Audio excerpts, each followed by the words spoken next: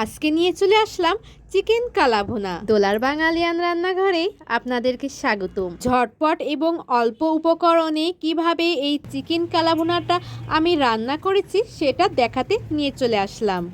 রসুন, জিরা, পেঁয়াজ আর ধনেটা খুব মিহি করে বেটে নিয়েছি শুকনা মরিচ আর আদা বাটা। এইদিকে আসল জিনিস নিয়ে চলে আসলাম, চিকেন। এখন চিকেনের মধ্যে সব মশলাগুলো দিয়ে নিচ্ছি। মশলার পরিমাণ কিন্তু অবশ্যই বেশি দিতে হবে কালাভুনাতে। কালাভুনার রান্নাটা একদম কিন্তু সহজ। এইদিকে মশলাগুলো দিয়ে নিয়ে ম্যারিনেট করে নিচ্ছি। অবশ্যই ম্যারিনেট করে নিতে হবে। আমি টক দইয়ের পরিবর্তে নিয়েছি একটি লেবু।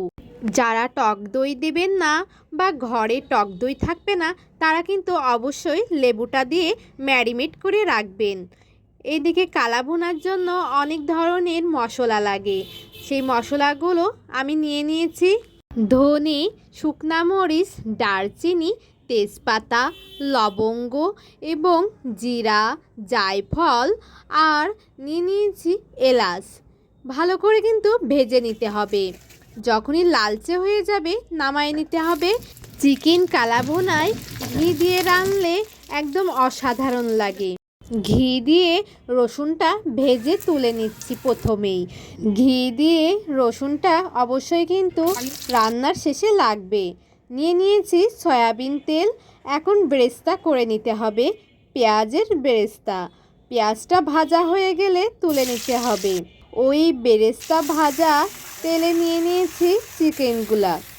এখন চিকেনগুলা নিয়ে কষিয়ে নিতে হবে। স্বাদ মতন লবণ নিয়ে নিচ্ছি এবং হলুদ নিয়ে নিচ্ছি। লবণ কিন্তু বেশি দেবেন না, লবণ বেশি দিলে কিন্তু খেতে ভালো লাগবে না। যতটুকুন চিকেন ততটুকুনই লবণের পরিমাণটা দিতে হবে।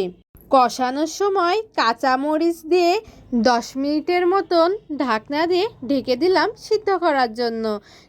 10 মিনিট পর ফেরত এসে দেখুন তো কতটা সিদ্ধ হয়ে গেছে। হ্যাঁ, অনেকটা সিদ্ধ হয়ে গেছে। ওই যে 5 থেকে 6 রকমের মতন মশলা ভাজছিলাম, ওই ভাজা মশলাটা সুন্দর করে মিহি করে বেটে নিতে হবে। যখনই সিদ্ধ হয়ে যাবে তখনই মশলাগুলো দিয়ে নিতে হবে। দিয়ে নাড়াচাড়া করে ঘি দিয়ে যেই রসুনটা ভেজেছিলাম ওইটা ঢেলে নিতে হবে। দেখবেন খেতে খুব সুস্বাদু এবং সুগন্ধ আসবে। হয়ে গেল খুব ঝটপট চিকেন কালাভুনা। যাদের ভালো লেগেছে তারা অবশ্যই কমেন্ট বক্সে জানাবেন।